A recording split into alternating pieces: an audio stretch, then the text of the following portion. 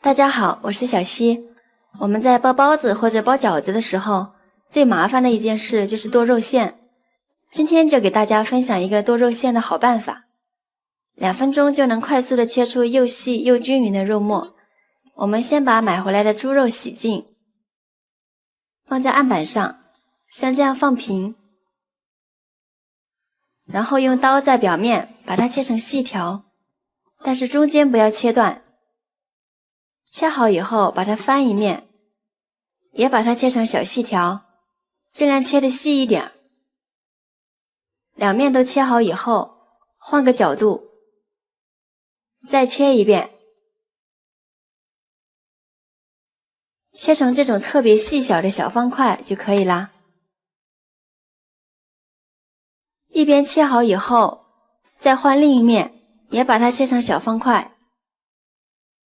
到這裡，我們的豬肉還沒有完全切斷，只是把兩面都切成了小方塊。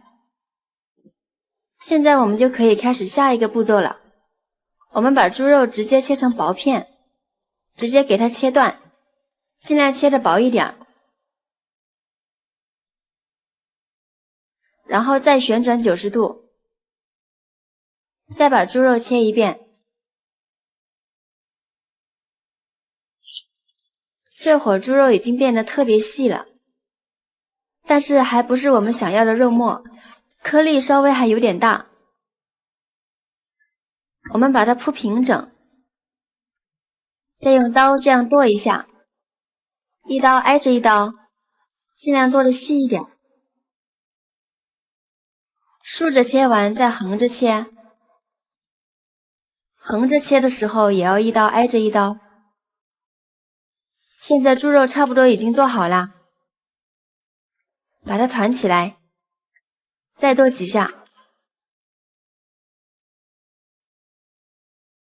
全程不到2分鐘就剁好啦。肉末自己在家剁，乾淨衛生，而且口感也特別好，不管是炒菜還是做湯，或者包包子、包餃子都能用得上。如果你喜歡的話，就收藏起來試試吧。喜歡我的視頻，記得點讚、關注、轉發哦。我們下期視頻再見。